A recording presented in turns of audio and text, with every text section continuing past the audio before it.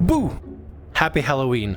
Oh wait, I think I'm late. Anyway, sup, welcome to Tales Tomorrow. I am Morrow, your storyteller for today, and with me I have some more RPG horror stories. On the question of which type of music I use for these videos, most of you know the kind of music that I use on these sort of videos, but for the ones that may not know, I primarily use Final Fantasy XIV, Dragon Age Inquisition, and some Dragon Age 2 music. Speaking of Final Fantasy, they released an extended trailer for the Dawn Trail expansion, and the new class, Viper, looks really sick. But I'ma keep my fangasm on the down low, and let's get to the first RPG horror story for today. But before the video begins, I want to give a huge shout out to Hell Breakfast with this incredible fan art of Morrow after he had a discussion with Mary about Morrow's tits.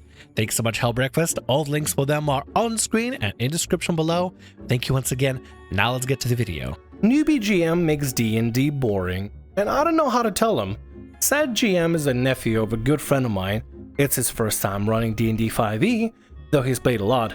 He knows the rules almost perfectly, but he is shy, soft-spoken, and despite that being his 9th or so session, he's still not very good at being a public speaker. He can improvise on the fly, but worst of all, for the day, he didn't plan. He'd been running Waterdeep Heist, the feud between the two criminal factions, if I remember correctly. He offered us a choice and we said we were good with either new stuff or the Waterdeep stuff. Problem is, the entire session was boring. Little excitement, few if any encounters, and to be honest, only a few adventures related to our plot hooks involving our PC backgrounds. Several times we had long periods of silence as waiting for the DM to say or do something. Honestly expected stuff to go down in a tough way, but the way he ran it, we're all just now level 3, the whole goal resolved in 1 or 2 sessions.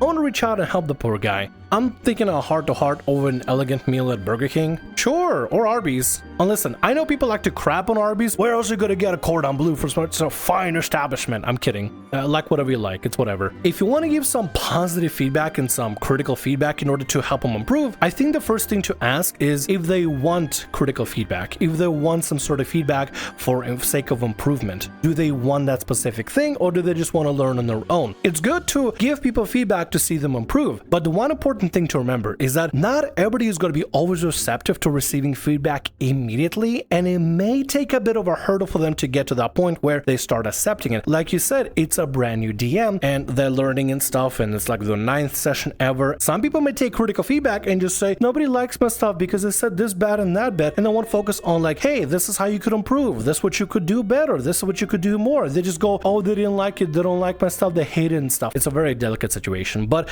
as long as you're going smooth into it, I say go for it. Find a way for them to get improvements and become a better DM overall. It's going to be better for them, it's going to be better for your sessions and stuff, and overall it's an improvement. It's a character growth. They become better at what they want to do. So yeah, give them a little bit of a chat, see what happens. I wish you the best. DM Orvabub's characters refuses to retcon, does some extreme fudging, then tries to turn the players against each other. I'll turn my butt against each other, you heard me. Need to provide my character build for context. Deep Gnome Bladesinger 3 Arcane Trickster 3, 18 Dex, 18 Int, rolled well for stats, 17 base AC, Mage Armor, 21 while in Blade Song, 26 with Shield. I was the AC tank of the party. But what do you do with AC tanks? Hit him with saves. Deep Gnome helped with this some, but DM decided to help even more. In a session that I was not even in, a wild magic surge goes off. Part of the story, not an unknown occurrence. DM rolls for my character and I got extremely lucky. Permanent buff given.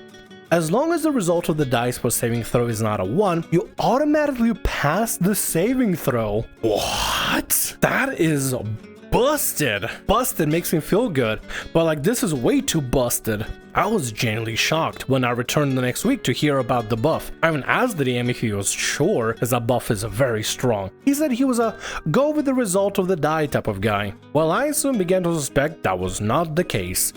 A few sessions later, the DM is showing frustration, not being able to deal with my character. I end up taking lucky next level. We're fighting some low-level mobs, goblins I think, but they only had a +5 to hit, meaning they would have to roll a crit to hit me. And that is what the DM decided to do.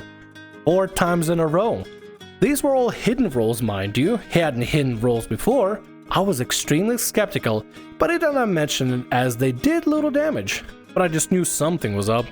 felt cheap and petty, even after I offered to retcon him over buffing my character. The DM should have retconned. Like seriously, there's moments in time where you have to really overthink before the next encounter happens. Am I making the player a little bit too powerful? Am I making them way too busted? You really gotta consider that, because balance in D&D combat, like D&D 5e, at least for me, it's delicate. If you get it wrong, the fight is either underwhelming, or if you get it wrong in a different way, the party is way over their head and will never be able to defeat the thing that you're fighting and stuff, and it's gonna be a mess. It gets worse though.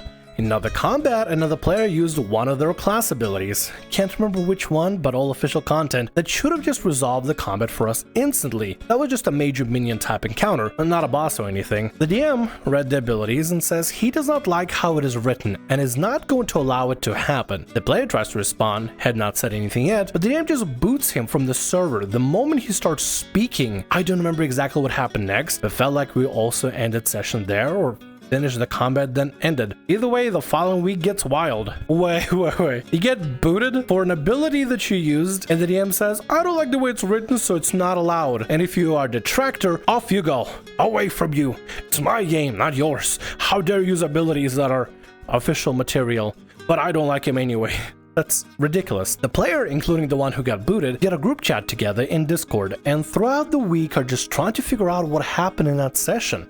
All the players are siding with the one who got booted, and there's discussion of talking with the DM to possibly leave as a group to find another. But then in comes the DM messaging each of the players directly, saying some players do not like others, wanted others out, etc.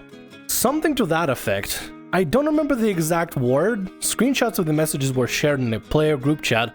We just started laughing at the extent the DM will go to try to save face. So the DM decided, hey, this is not going well. I should probably talk to the players? Nah, let's start gaslighting. Let's start gaslighting, making up lies and saying, hey, Bob, Andrew said that you smell like cheese and wants you out of the game. And David, Bartholomew, yes, that's his real name, Bartholomew says something about your mother, and then you should also quit too. This is ridiculous. The DM is way over their head, and they could have resolved it normally by talking to the players, but instead they chose every other wrong option. We end up ditching the DM and found another. I'm glad y'all did, and I hope you're having fun. And the other DM, well, you made the bed, buddy. You gotta sleep in it. I don't know what to tell you. Give your player an inch and they'll take a mile. Never again.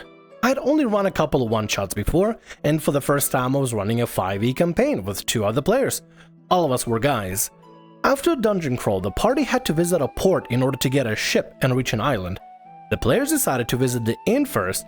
Let's call them Eager, dwarf cleric, guy who is willing to play and enjoy the campaign but doesn't talk much, and Horny, human barbarian. That's straightforward. Horny, huh? I would expect him to be a bard, but we got a barbarian this time. Before going into the inn, Horny said in character something along the lines of, after such a dungeon, now I want to get a good frickin'. As soon as he said that, I know what he meant. Cringy attempt to flirt with each and every female NPC, or asking where the brothels are. I realize now that I should have shut that down right then and there, but I dismissed it, thinking he would drop it if I gave some other hooks. I see the DM, he wasn't looking for hooks, only hookers. How wrong I was. You see, Horny had the idea of his character getting laid stuck in his head, wasn't going to drop it anytime soon. They reached the inn in the evening, ordered drinks, rented rooms for the night, and Horny asked about the barmaids. I made the inn a sausage fest with only 2 tables with drunk locals at one table and a group of sailors in the other. Horny, disappointed with the absence of women, says that he wants to challenge an NPC to a brawl, to blow off some steam. Sailor from the table accepts the challenge.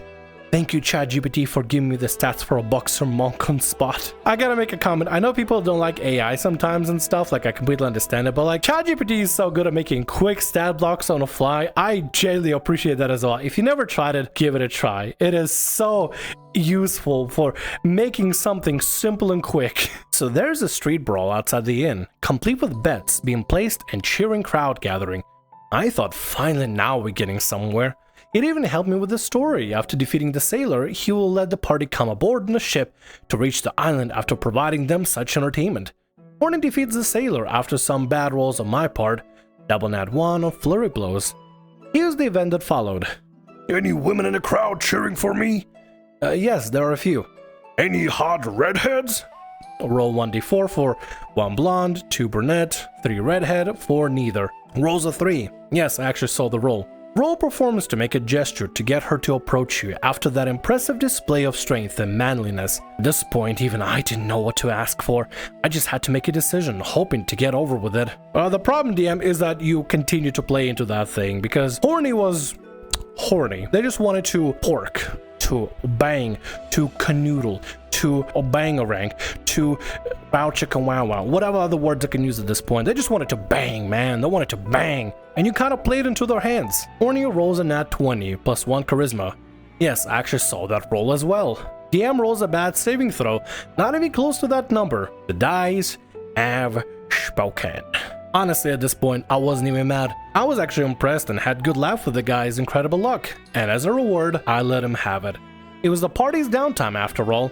So Horny's character proceeds to take the woman NPC to his room for the night. I facepalmed while he made a brief description, thank God it was brief, about his character's performance in bed all night long. After the deed was done, Horny asked the woman's name and house, which I tell him. So the next day, Horny and Eager, remember him, find an NPC in order to learn more about the BBEG and the island they need to visit. And after that, they went to the docks to find the sailors in order to reach the island. The party and sailors devise a plan to reach the island and all is good to proceed. That's when Horny asked to postpone the trip for the next day. You can guess what he'll do next. Horny apparently fell in love with the hypothetical woman that existed in his head and wanted to visit for another wild night. This time he actually put the story on hold and I wanted to include Eager as well. So Horny leaves Eager at the docks and hurries to visit the woman's house expecting some more action. At this point I was annoyed, but I didn't want to interrupt the game, so I had to come up with something else. I came up with a monster that poses as its victims by wearing their skin. So Horny enters the house and finds it empty, notices a blood trail that leads to a chest that contains the woman's skin, while the monster was posing as the town's blacksmith. So Eager finally gets the spotlight, track down the monster, including some good RP between Eager and the monster that ends with a boss fight with a monster that uses a lot of deceptive tactics in combat. Thank you ChatGPT for giving me the stab block and abilities for that monster on the spot. Dude, I don't care what people say about AI. AI, if used correctly, can be so fulfilling and so rewarding to be used in various different things, and especially in D&D stat blocks. Oh, it's so good. Horny was disappointed and asked if the woman his character had a wild night with was she the real thing or was the monster in disguise. I didn't answer that and let him wonder. Even I didn't have an answer and I didn't care to make one. It seems to have worked out well, but that isn't always the case. Here's a piece of advice for you. If a player has the mindset on doing something you aren't comfortable with, I suggest you take a break, say something along the lines of, hey dude, listen, your character will not be doing that, so let's continue when you get the idea out of your head. It will save you a lot of trouble. Yeah, but you know what? I commend the DM for taking the approach that they did. They turned it into an actual narrative plot point, where a barbarian and a dwarf cleric discovered a brand new enemy running around and had a whole little story bit. Really clever thinking, really good job on improvisation. And thanks to ChatGPT for the stat blocks. It is really nice to use. Your experience may vary and stuff, but for me it works really well when creating different Final Fantasy monsters and trying to find ways to make those stat blocks kind of balanced. And with that, that's going to be all our stories for today. I want to thank you very much for watching and thanks so much for being here. If you like what I do, consider subscribing to the channel and leaving a like. Also, if the RPG Horror Stories ever goes down or if you want to submit your own personalized horror story, email is down in the description below. I'll see you again in more Tales tomorrow. Bye-bye.